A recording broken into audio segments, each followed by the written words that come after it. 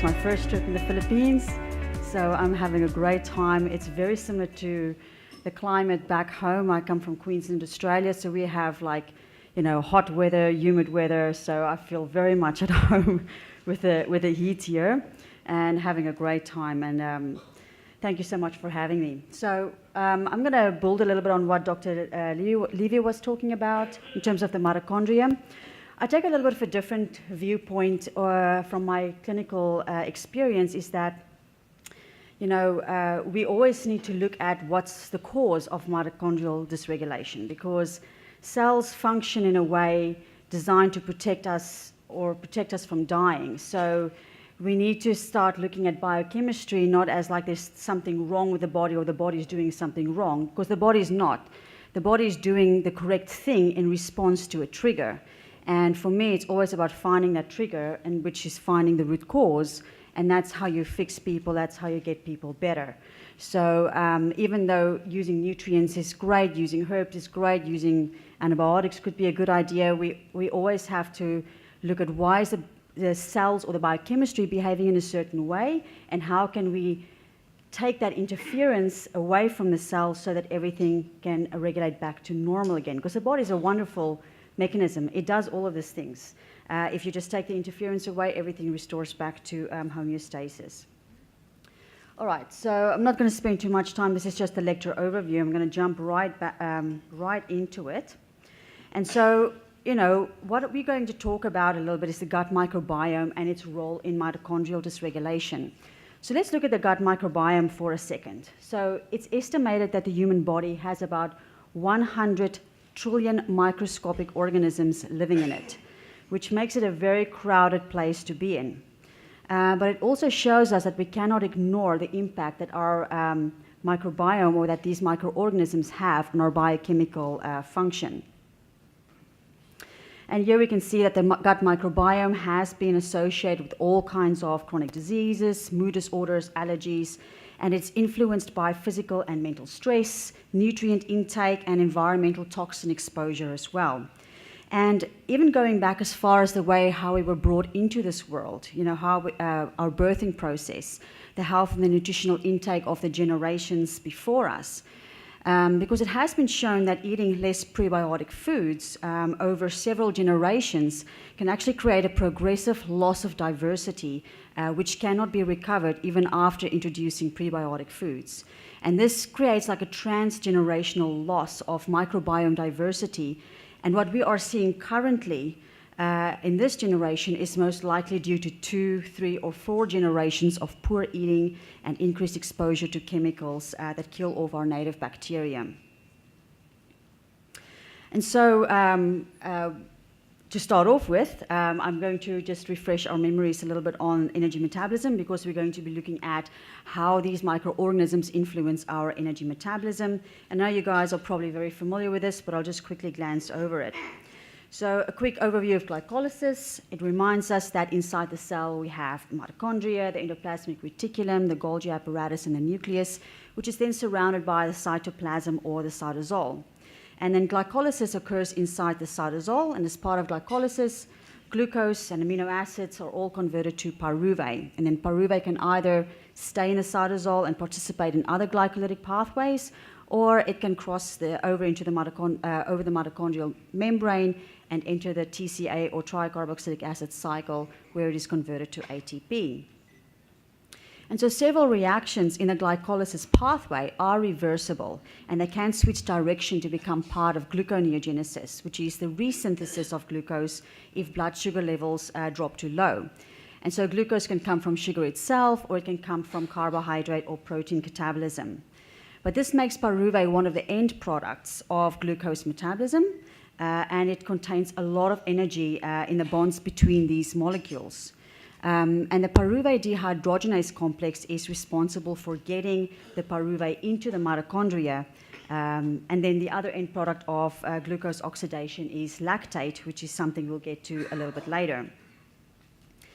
But apart from the availability of pyruvate, which is the substrate, the level of citrate or carbon molecules in the TCA cycle also determines the flow of ATP production or the flow of energy production. So If the mitochondria becomes overfed on carbon, like when we eat too much, and it's not flowing through to ATP production smoothly for reasons such as lack of exercise, eating too much, or inhibition of key enzymes in the TCA cycle, then the mitochondria will signal that it doesn't need any more fuel, and it will slow down the entry of acetyl-CoA into the TCA cycle.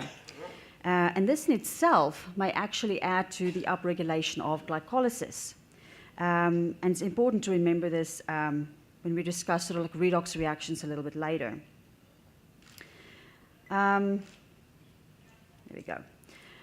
But the mitochondria is not just about ATP production or energy production. In fact, energy production is a secondary function of the mitochondria.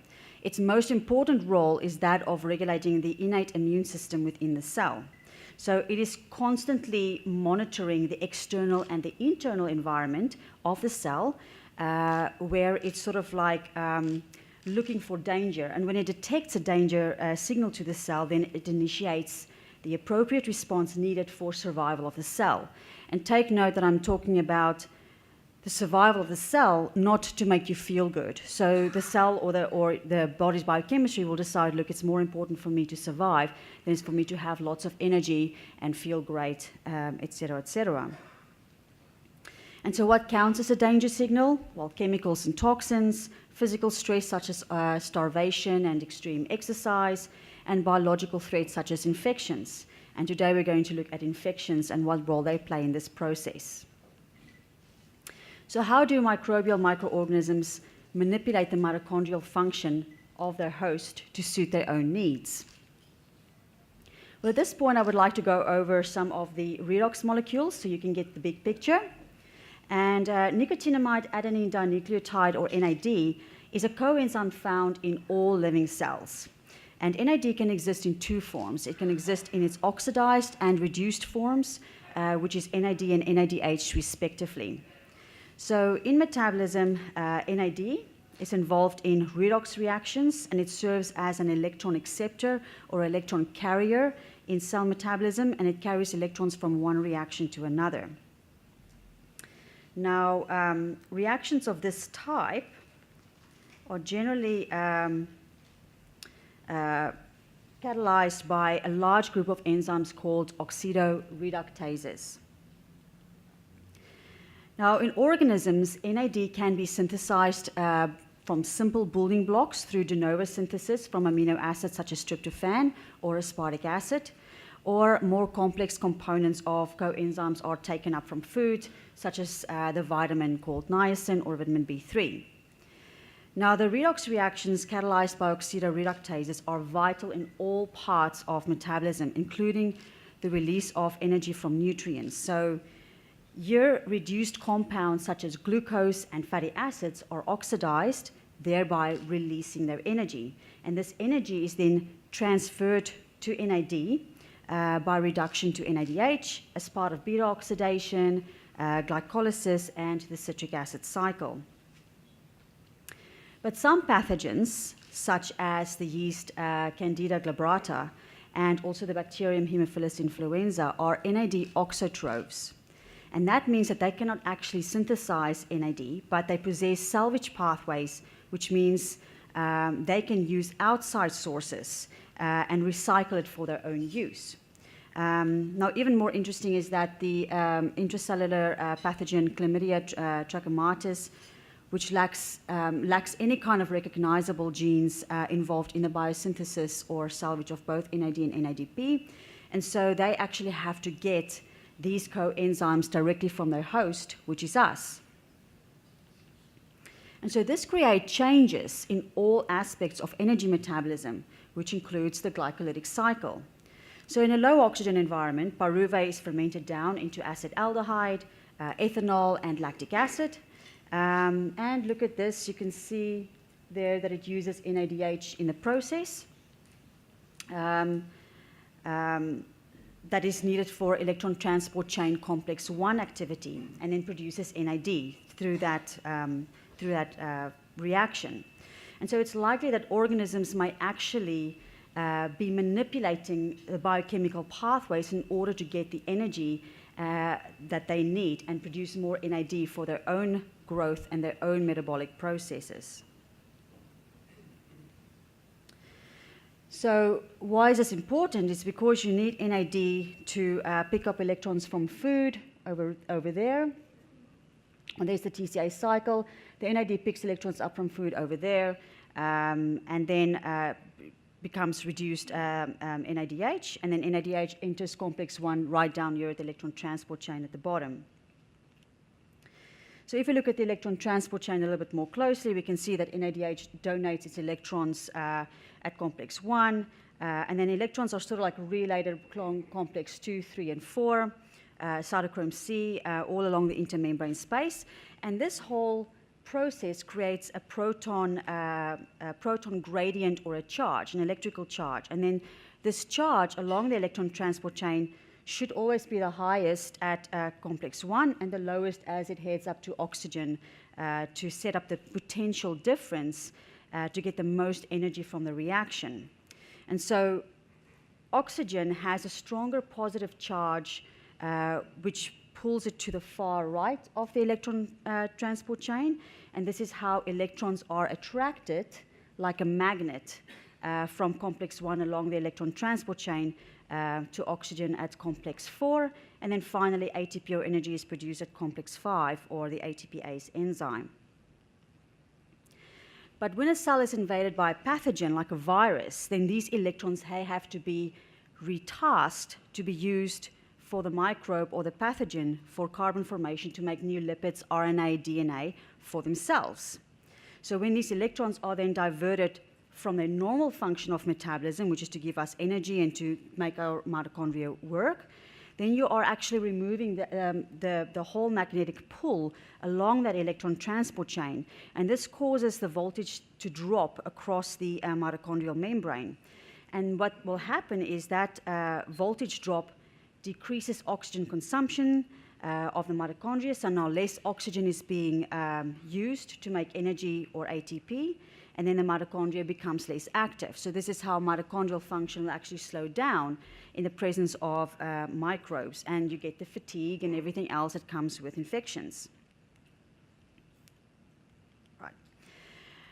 And the spinning action of complex 4 of complex 5 is actually very important to create voltage and a magnetic pull that attract oxygen molecules to the mitochondrial membrane. So without that magnetic field, oxygen does not actually flow to the mitochondria, but instead it starts to accumulate in the cytoplasm. And guess what else you need this membrane charge for? You need this membrane charge to make NADPH or for NADPH production. So complex 4 of the electron transport chain is actually a transhydrogenase protein that is an integral mitochondrial membrane protein and a proton pump. And for this reason, it is driven by the proton gradient across the mitochondrial membrane, and it drives the reaction from NADH and NADP to NAD and NADPH. Now, because the electron transport chain turns oxygen to water and NADH, and NADH to NAD during the production of energy, the mitochondria will actually have higher levels of NAD than the rest of the cell. And the mitochondria pretty much needs the largest potential difference between NAD and NADH to function correctly. And why is the production of NADPH so important? So we've now established that voltage or that membrane potential is needed to make NADPH. And NADPH is really important because the glutathione reductase enzyme, which is encoded for by the glutathione disulfide reductase gene, uses NADPH over there as a cofactor to turn oxidized or used glutathione back to its reduced form to do further work. Because there's no point in having lots of glutathione if it can't do its job. And we all know how important glutathione is in maintaining proper function and preventing oxidative stress in human cells because it has a variety of functions. It instills several vital roles within a cell including auto-oxidation, maintenance of the redox state, as we just mentioned, the modulation of immune responses, and also detoxification of xenobiotics. And it's crucial in the removal of detoxification of carcinogens, and alterations in this pathway can have profound effects on the health and the survival of the cell. And it all pretty much depends on this ratio between oxidized and reduced glutathione. So, if NADPH is insufficient to reduce oxidized glutathione back to its reduced form, then you end up with too much oxidized glutathione. And oxidized glutathione will tend to accumulate inside the intermembrane space and will further inhibit complex 1 of the electron transport chain through a process called glutathionylation, which will then slow down the entry of NADPH into the electron transport chain and the transfer of electrons to participate in oxidative phosphorylation. So that means that less NADH is oxidized to NAD, which then creates a shift in the ratio of NADH to NAD. And the mitochondria will monitor this ratio and interpret this accumulation of NADH as not having enough oxygen on board for oxidative phosphorylation to take place, even if there is enough oxygen. And so we call this pseudohypoxia, because the cell behaves in the same way in the presence of oxygen as if there was no oxygen available. And if NADH is unable to donate its electrons to complex 1 because there's like a jam in that complex 1 system of the electron transport chain, then it has nowhere else to go except back to glycolysis, where the electrons can be converted to ATP quickly but not as efficiently as through the Krebs cycle. But this is the only way that it can free up more NAD to grab onto more electrons, because guess what? You are still eating and you're still breaking food down into carbon molecules and electrons, and something has to pick these electrons up. And so glycolysis becomes upregulated and then supports that anaerobic or low oxygen environment for anaerobic organisms as well as cancer cells to grow. So it all becomes a vicious cycle.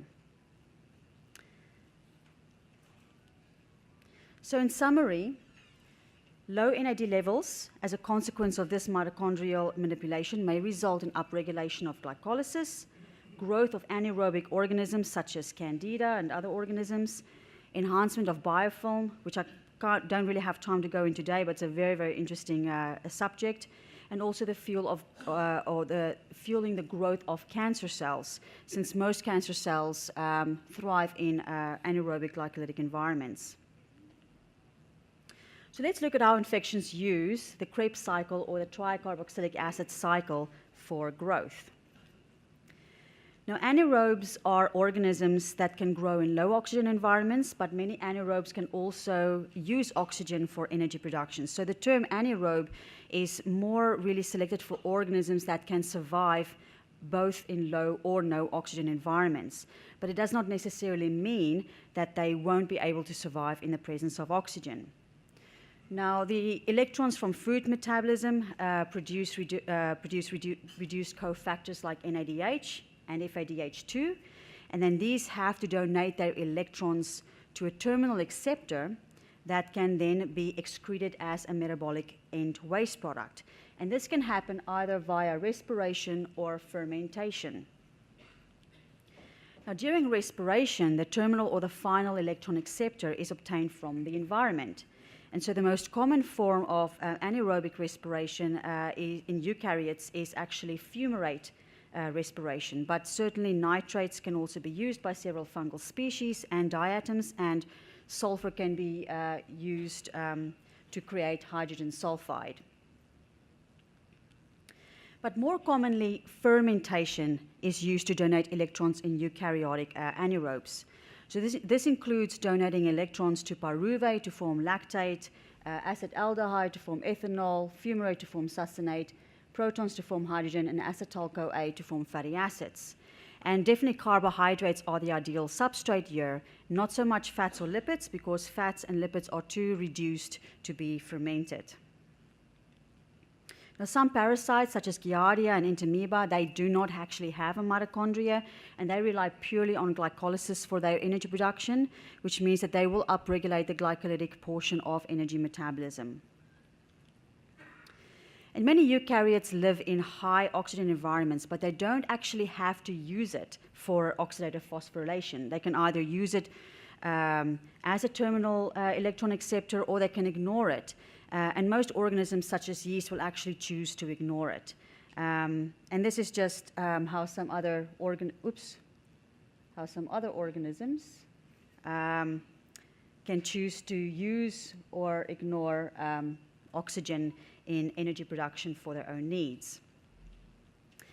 But I guess the point that I'm trying to make is that these organisms can steal substrates and use cofactors from their host, which is us, for their own metabolic processes, which will then have effects on our mitochondrial regulation and also our cellular biochemistry. And they can also divert electrons and resources such as nitrogen, phosphorus, iron, and copper in a process that we may call a metabolic steal. And then this shift in resources is detected by the mitochondria, which then responds appropriately as part of the cell danger response.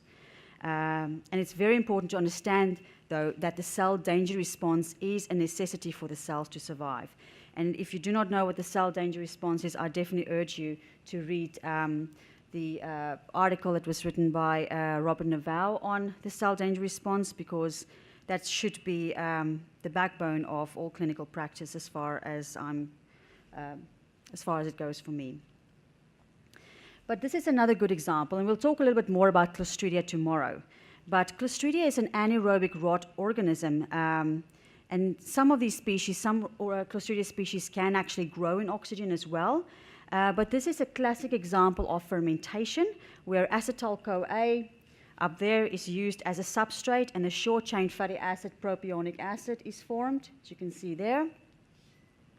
And Clostridia is one of many organisms that can actually rob the cells of acetyl-CoA and pyruvate, which is the entry point of fuel into the TCA cycle or the Krebs cycle. And you'll notice that propionic acid can sort of like enter the TCA cycle here at the bottom at succinyl-CoA, because propionic acid can actually sort of like short circuit the TCA cycle. But the problem with this is that it also inhibits the activity of isocitrate dehydrogenase and alpha-ketoglutarate dehydrogenase right there, which becomes a huge problem because these are the two enzyme points where NAD becomes the electron acceptor for hydrogen molecules and becomes NADH. So you're essentially cutting the TCA cycle in half, and you're not producing NADH. And if you're not producing NADH, then you don't have NADH entering that complex one of the electron transport chain, and that affects energy metabolism. And this is all just one organism, Clostridia. So how many autistic children have Clostridia overgrowth? So if energy is not being produced, that means the neuronal cells, the brain, doesn't get energy as well. So it now affects a lot of cognitive function there. And so propionic acid, it is a short-chain fatty acid produced from the fermentation of dietary carbohydrates and also some proteins. And short-chain fatty acids, such as propionic, butyric, and acetic acid, are all compounds necessary to maintain health. In particular, propionic acid can modulate cell signaling through specific free fatty and G-protein coupled receptors, cell-to-cell interactions between gap junctions, gene expression by inhibiting histone deacetylases, immune function, neurotransmitter synthesis and release such as dopamine, and also influencing mitochondrial and lipid metabolism. And these are just examples of some organisms or other organisms that can contribute to this pattern of energy metabolism, which includes your propionibacteria and also other species that seems to accelerate the activity of propionic acid producing bacteria that can then also contribute to this pattern as well. And you can see there we've got Streptococcus species there and also Proteus species, which I see very regularly in my clinic. Now, oxalate production is also associated with yeast overgrowth and upregulation of the glyoxylate cycle that is part of yeast biochemistry. And oxalates can be a very potent inhibitor of pyruvate carboxylase and pyruvate dehydrogenase enzymes that is needed for pyruvate to either enter gluconeogenesis or the TCA cycle. And so this redirects pyruvate towards glycolysis and lactic acid production, and then bypasses important TCA cycle steps such as over here. And you get that whole upregulation of anaerobic energy production. But these are just some good examples of how microorganisms can essentially cut our or the host's energy cycle in half, bypass critical steps and upregulate other areas that suits their metabolism and their growth needs. And so let's not also forget about biofilm. So biofilm is associated with treatment-resistant infections and commonly is a factor in yeast, Clostridia, and Staphylococcus aureus infections. And biofilms are these three-dimensional communities of microorganisms that form on artificial or biological surfaces. And so these mono or polyspecies communities are characterized by an extracellular matrix in which microorganisms are embedded. And they display specific properties, including an intrinsic tolerance to a variety of antimicrobials and also to host immune defenses, which then increases their pathogenicity and makes them very resistant to treatment and hard to get rid of. And there's a couple of things that can actually contribute to biofilm formation. First of all, the shape of the hyphal cells, in the case of something like Candida, gives it sort of like a three-dimensional strong structure, and also the expression of certain transcription factors and proteins. But there can also be many other factors as well that can contribute to biofilm formation.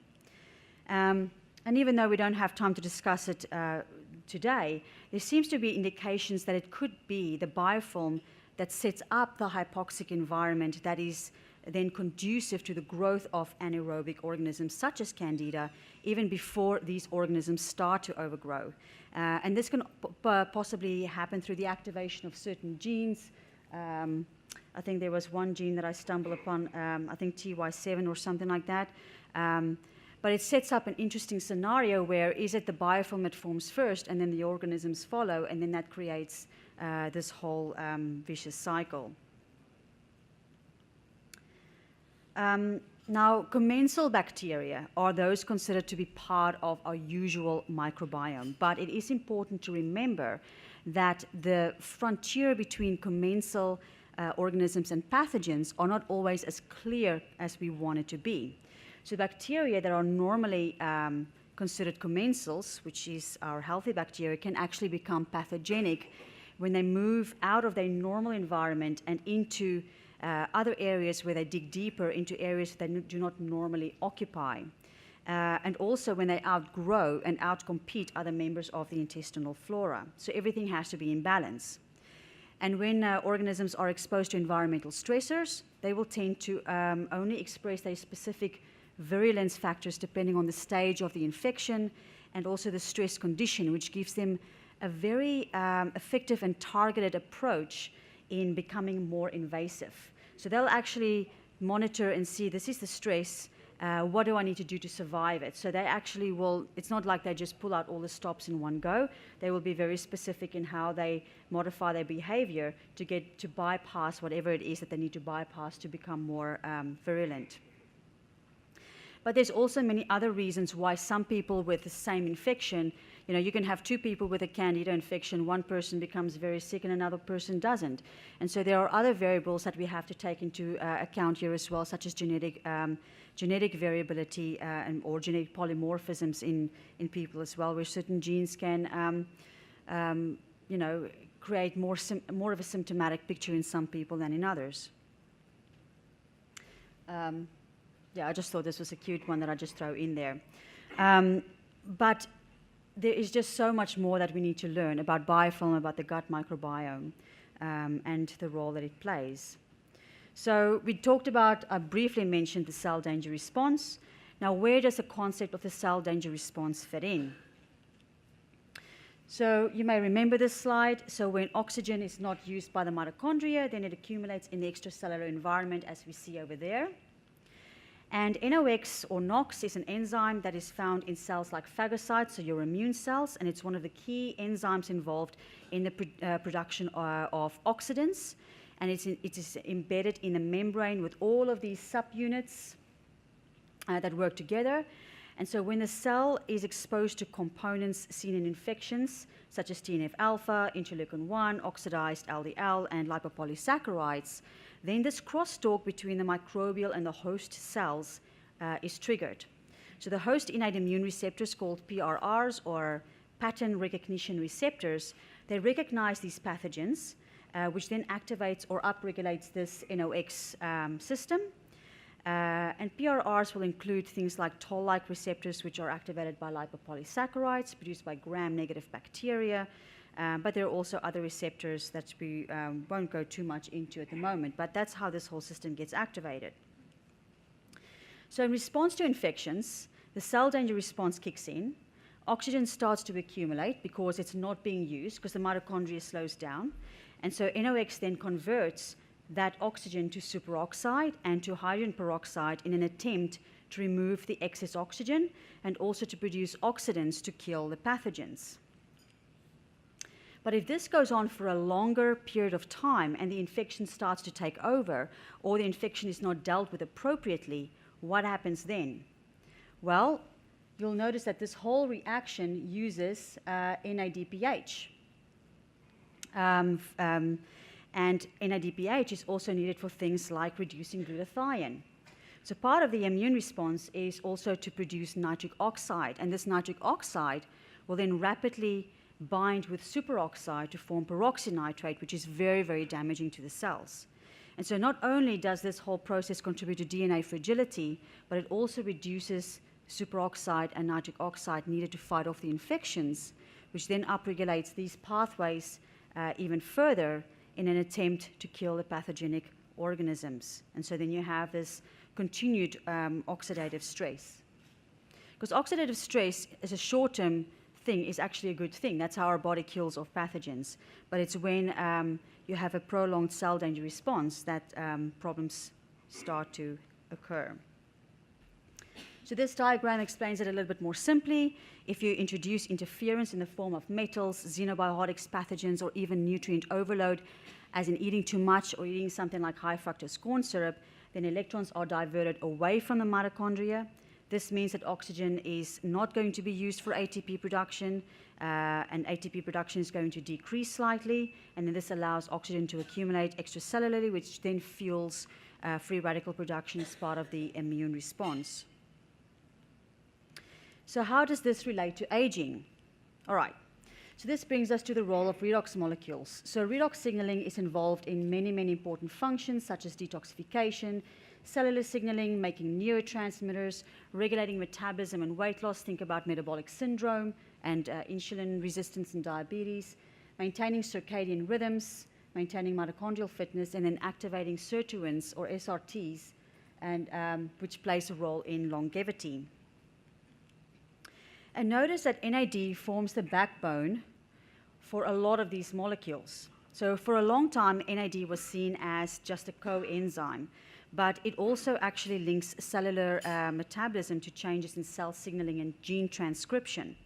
So NAD and its phosphorylated form NADP are involved in over 200 redox reactions in the cell where it transfers electrons.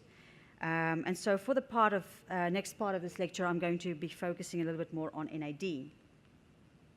But the NAD-NADH ratio frequently fluctuates. I mean, I've had the question asked to me, like, how do we measure NAD and NADH? And it's like, well, good luck with that, because it changes like 1,000 times during the day, depending on whether you're fasting, whether you're eating. So measuring it is like a snapshot in that point in time. So I don't think there's really any point in necessarily measuring it. But that fluctuation, or the level of the ratio of NAD and NADH, is a very important measure of how healthy the cells are. So in mammals, total ratios are anywhere between 3 to 10 to 1 for NAD to NADH. And when the ratio is more in favor of NADH, then there will be increased free radical production, such as hydrogen peroxide, and the likelihood of cellular damage, as we have been talking about. But on the other hand, if the ratio favors more NAD, as we see in caloric restriction or fasting, then it acts as a sensor that regulates and activates genes related to extended lifespans. And so some of the non-redox functions of NAD includes gene expression, calcium mobilization, which Dr. Levy was talking about calcium. So this is where redox molecules is actually very important in regulating that as well. It's involved in cell death and also aging and cancer. Now these are all NAD consumers, so they use NAD. So any demand for any one of these will shift NAD resources towards that particular enzyme or protein away from the others. So in other words, if the need for DNA repair is higher, then NAD will be going to PARP, or if there are infections or cancer involved, then more of that NAD will go to CD38, away from a very important function, which is this one here, which is all to do with silencing genes expressed in chronic illness. So SIRTUINS are NAD-dependent histone deacetylases that switches genes off or silences them. And SIRT uses NAD to remove the acetyl moiety from lysine on histones and other proteins, which is these ones over here, releasing NAM and 2-O-acetyl ADP ribose in the process. And then this NAM or NAM can then be recycled to NAD by a salvage pathway that requires the enzyme NAMPT. And this NAMPT is often the bottleneck in NAD production, as its activity can be reduced by circadian rhythm misregulation and also inflammation, but can also be increased by exercise. Right. On the other end of the scale, we get the poly-ADP ribose polymerases, or PARPs, which plays a role in DNA repair, inflammation, cell death or apoptosis, circadian rhythms, neuronal function, endoplasmic reticulum stress, and also metabolism. And so PARPs can either decide to repair the cell or to have the cell commit suicide. So PARPs are activated by DNA strand breaks caused by environmental toxins, errors during replication, nutritional deficiencies such as folate deficiency or damage from infectious origins or infectious agents. And when DNA is damaged, PARP will bind to a single strand breaks in the DNA, and it transfers and modifies the proteins in that area. And this signals for DNA repair proteins to sort of come into this area as well, which then will start to fix the damage through the base excision repair pathway. And so the decision actually whether to repair DNA damage or to let the cell go through apoptosis actually depends to a large extent on the availability of NAD. So these two enzymes, PARP and SIRT, oppose each other in many reactions. So PRP1 is needed to activate NF-kappa B, whilst SIRT1 inhibits it. And PARP1 is also enhanced with aging and high caloric intake, so, and then also reduced with fasting. So you can imagine the vast majority of our client population, they eat too much, they exercise too little, they have a lot of inflammation and infections. So this is what will be upregulated most of the time, shifting that NAD away from SIRT. And so that's when you start getting gene expression issues and chronic illness. So CD38 proteins are plasma membrane antigens involved in white blood cell activation, and they are found on T lymphocytes, natural killer cells, CD4 and CD8 cells, muscle cells, liver cells, and also brain cells. In essence, CD38 is a marker of cell activation in infections, cancers, and also type 2 diabetes. Now, this is very important because if CD38 becomes chronically overexpressed because of ongoing infections or gut dysbiosis, then it may lead to less NAD available for SIRT1 or PARP functions, And then this will lead to an increase in DNA damage and cellular apoptosis and a reduced ability to silence genes associated with many metabolic illnesses. Now, these are supposed to be temporary mechanisms that fluctuate between each other to accommodate changes in the host environment.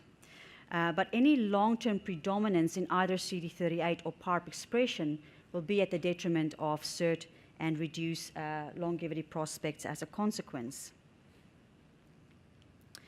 And so what is the conclusion from this? Well, the conclusion is that when you have a healthy immune response to infections, you may have microorganisms that produce biofilm, and then when they become stressed, which creates a mitochondrial cascade, the one that we discussed, which then increases the production of oxidants.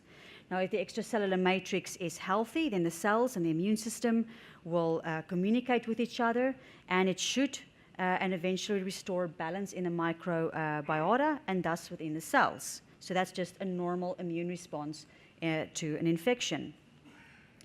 But if the immune response is not successful due to a dysfunctional extracellular matrix and biofilm resistance, then infections become more chronic as they fail to respond to treatment. And then this will increase oxidative stress and downregulate longevity genes or enzymes, which then leads to chronic illness and increases the risk of cancer.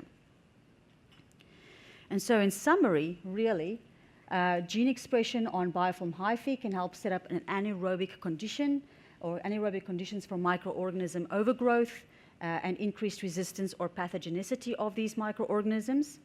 Then microorganisms will use substrates and cofactors of our hosts, which is us, made for our metabolic functions, which then may contribute to a shift in our cellular biochemistry.